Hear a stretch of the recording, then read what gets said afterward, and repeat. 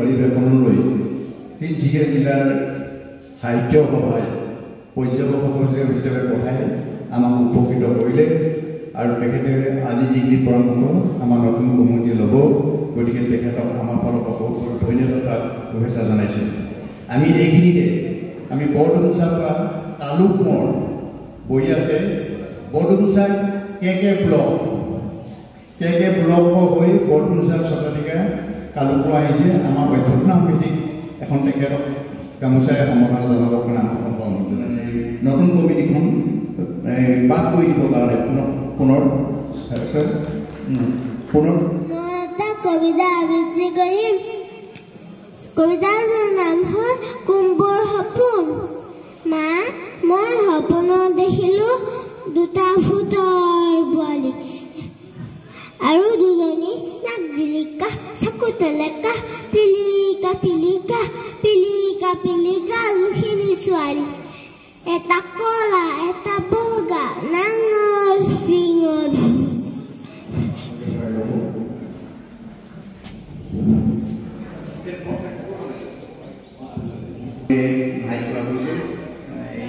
সপ্তবিংশতিতম চিটপানী এৰালদী অধিৱেশনলৈ সকলোকে স্বাগতম জনাই। যিহেতু শিল্পী দিৱস আৰু এই শিল্পী দিৱসৰ স্বৰচিত কবিতা পাঠ কৰিম। মোৰ কবিতাৰ শিৰোনাম হৈছে জ্যোতিপ্ৰসাদ আগৰৱালা।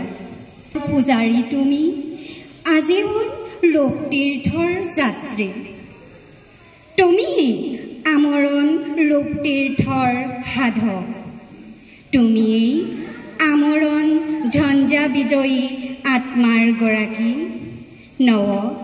নৱোন্মেষ শালিনী, আন বহু প্ৰতিভাৰ উদ্ভাসিত শিল্পী তুমিয়েই ব্যক্তি জীৱনৰ বাবে শতবিঘিনী উপেক্ষা কৰি ত্যাগৰ অগ্নিত নিজকে পুৰি সাধনাৰ বন্তি হাতত লৈ জগতখনক সম্বোধিবলৈ তুমি আছিলা প্ৰণালীবদ্ধ চিন্তাবিদ, স্বীকাৰোক্তি মতে নোহোৱা এজন পণ্ডিত, মনৰ প্ৰাণৰ শিল্পী। শিল্প তোমাৰ বাবে নাছিল পংকময়, পাৰ্থিৱ জগতৰ বহু ওপৰৰ শুকুলা ডাৱৰৰ আৰে আৰে উটি বুৰি ফুৰা কল্পনাৰ বিলাস। শিল্প তোমাৰ বাবে হেনো বাস্তৱৰ নিৰ্যাস। জ্যোতিপ্ৰসাদ তুমি নিজে সৃষ্টিশীল প্ৰতিভাৰ গৰাকী, সেয়ে আনৰ শ্ৰম সৃষ্টি প্ৰতিভাৰ প্ৰতি তোমাৰ মনত স্পষ্ট হয় অসীম সহানুভূতিশীল শ্ৰদ্ধা, জনগণৰ ওপৰত আস্থা।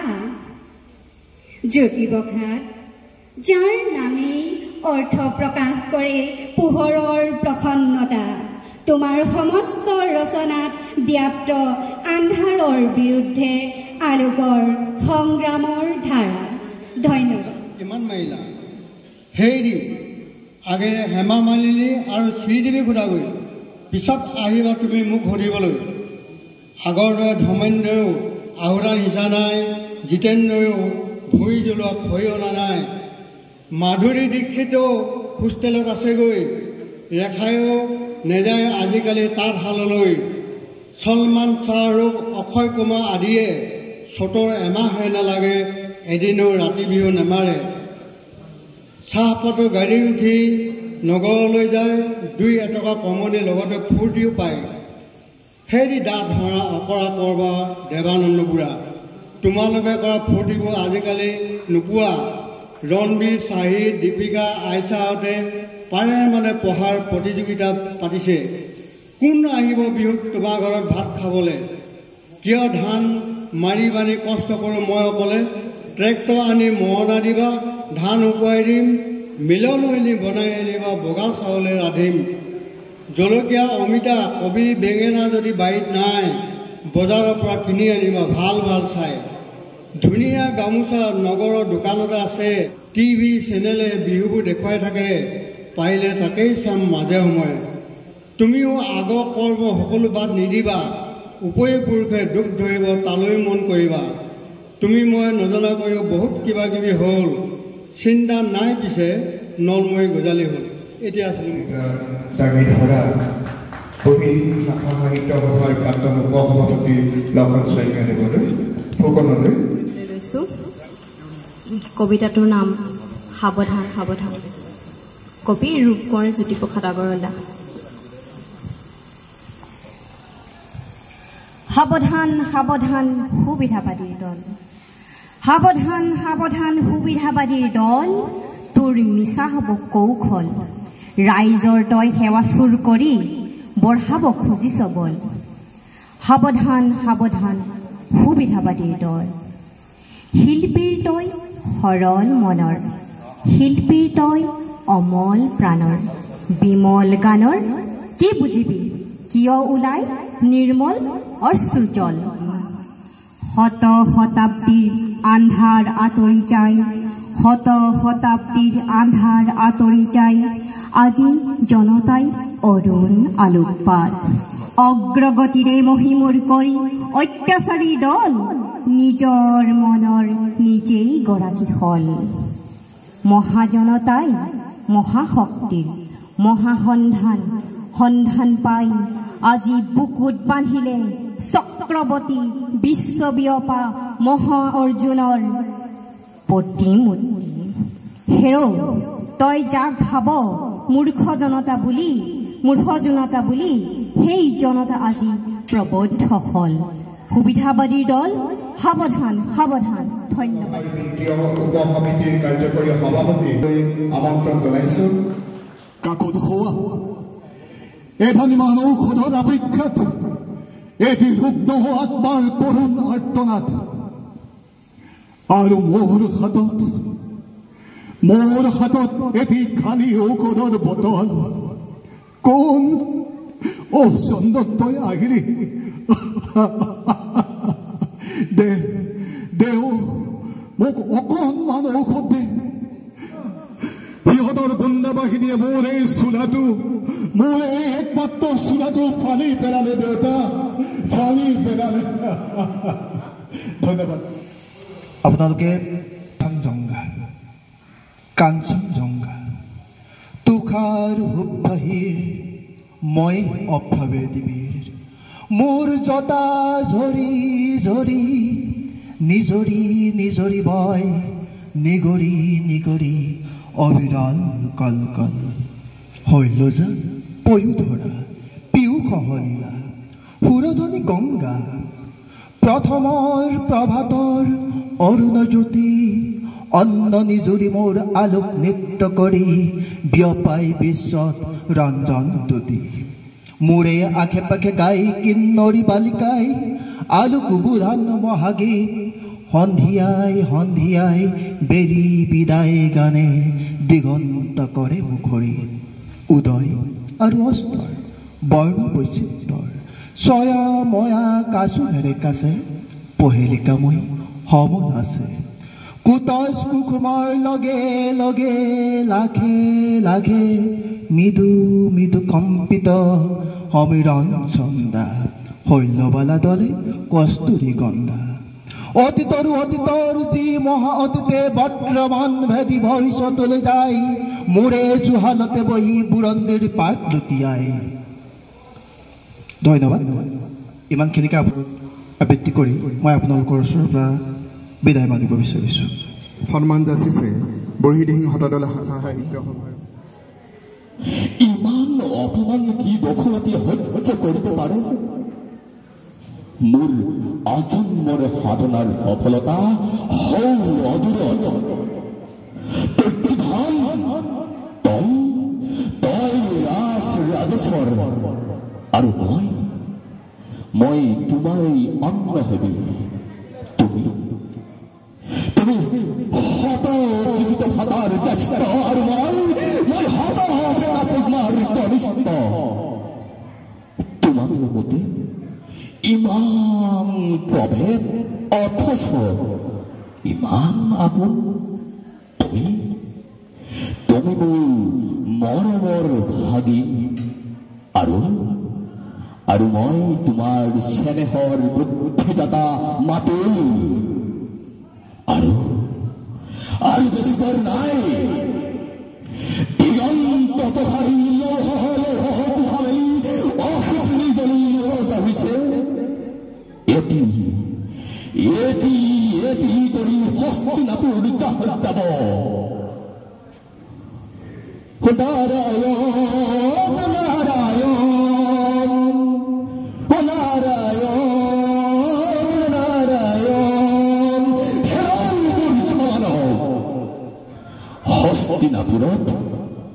হস্তিনাপুৰত তেজৰ ভয় উঠিছে আৰু তই সংগীতৰ দৰ্শন কৰিছ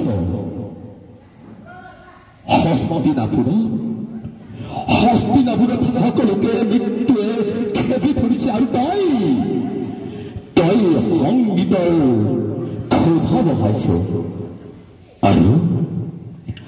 আৰু বেছিবৰ নাই মূৰ্খ মানৱ আৰু বেছিবৰ নাই এই সকলোৰ প্ৰতিশোধ সম্পূৰ্ণ হ'বলৈ তই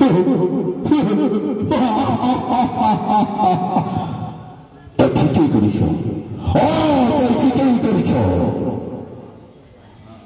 আনন্দ কৰ মহোৎসৱ কৰ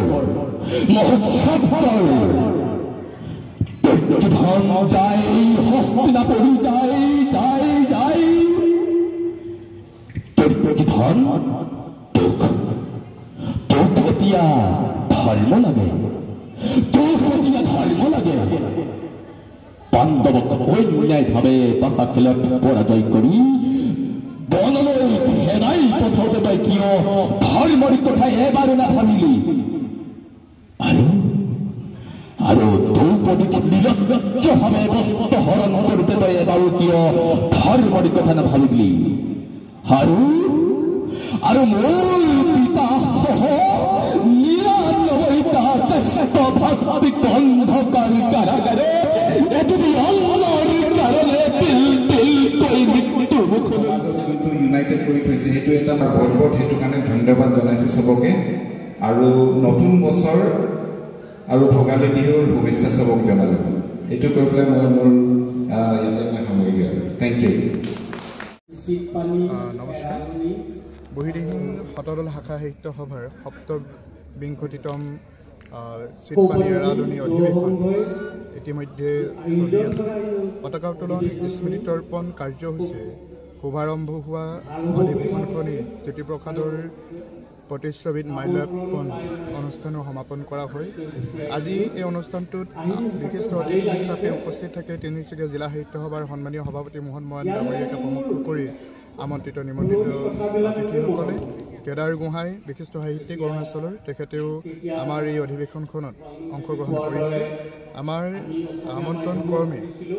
আমন্ত্ৰণ মৰ্মে তিনিচুকীয়া জিলাৰ অৰুণাচলৰ ভালেকেইগৰাকী কবি সাহিত্যিকে অধিৱেশনত অংশগ্ৰহণ কৰি অনুষ্ঠানটো জীপাল আৰু মোহমীয় কৰি তুলিলে তাৰ কাৰণে আপোনালোকৰ লাইভৰ জৰিয়তে তেখেতসকললৈ আন্তৰিক ধন্যবাদ আৰু কৃতজ্ঞতা জ্ঞাপন কৰিছোঁ আমি বিশেষভাৱে এই ক্ষেত্ৰত শলাগ জ্ঞাপন কৰিবই লাগিব আদৰণীয় সমিতিৰ বিষয়ববীয়াসকলক তেওঁলোকৰ একান্ত প্ৰচেষ্টাতে আজি অধিৱেশনখনি অনুষ্ঠিত হৈছে সফল ৰূপায়ণৰ দিশে গতি কৰিছে আমাৰ শাখা সাহিত্য সভাৰ মুখপত্ৰ ত্ৰয়োদশ সংখ্যাৰ মুখপত্ৰ দিহিং দিউন উন্মোচন হ'ব আজি অধিৱেশনত অলপ সময়ৰ পাছতে আৰু ভালেকেইটা কাৰ্যসূচী গ্ৰহণ কৰা হৈছে অধিৱেশনৰ লগত সংগতি ৰাখি ল'ৰা ছোৱালীৰ প্ৰতিভা বিকাশৰ প্ৰতি লক্ষ্য ৰাখি চিত্ৰাংকন আৰু জ্যোতিপ্ৰসাদ আগৰৱালাৰ গীতৰ প্ৰতিযোগিতা আয়োজন কৰা হৈছিল বঁটা বিতৰণী অনুষ্ঠানত তেওঁলোকক উপহাৰ আৰু মানপত্ৰৰে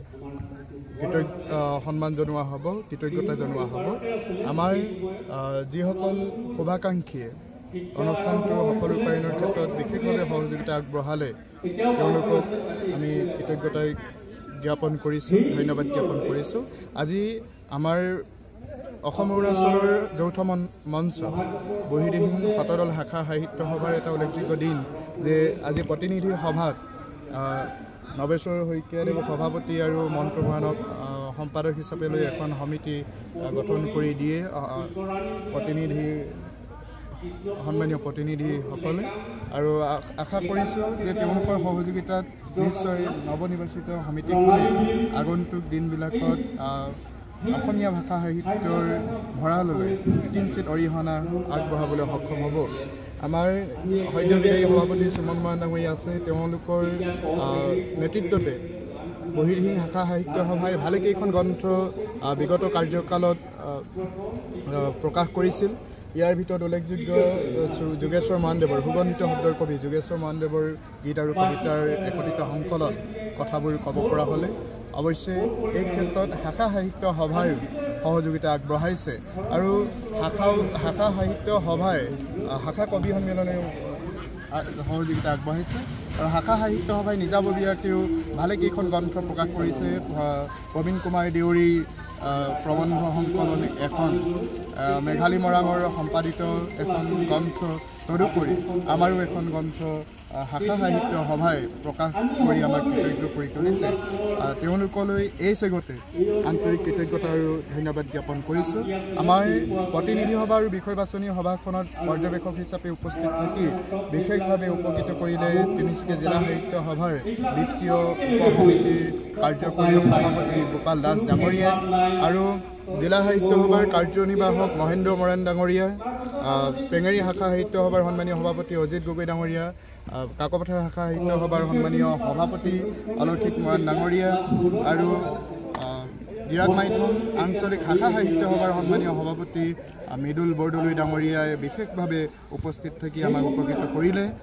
তদুপৰি আমাৰ আমন্ত্ৰণক সন্মান জনাই ভোলেন বৰুৱা, আমাৰ বিশিষ্ট সাহিত্যিক ডক্টৰ কেদাৰ গোহাঁই আৰম্ভ কৰি ভালেকেইগৰাকী ব্যক্তি যি সকলোৰে নাম হয়তো ক'লে দীঘলীয়া হৈ পৰিব, সেইবাবে আমি তেওঁলোকৰ নাম নোকোৱাকৈ কৃতজ্ঞতা জ্ঞাপন কৰিছোঁ, ধন্যবাদ জ্ঞাপন কৰিছোঁ আৰু আপোনালোককো সদস্যত কৃতজ্ঞতা জ্ঞাপন কৰিছোঁ, ধন্যবাদ জ্ঞাপন কৰিছোঁ যে আপোনালোকৰ জৰিয়তে এই শুভ অনুষ্ঠানটোৰ বাৰ্তা অসমবাসীয়ে পাব আৰু শেহতীয়াকৈ হ'লেও অসমীয়াৰ ভোগালী বিহুৰ বাপতি বিহুটিৰ শুভেচ্ছা জ্ঞাপন কৰিছোঁ সদৌ অসমবাসীলৈ আৰু অৰুণাচলবাসীলৈও আমি ইংৰাজী নৱবৰ্ষৰ শেহতীয়াভাৱে শুভকামনা জ্ঞাপন কৰিছোঁ। ধন্যবাদ।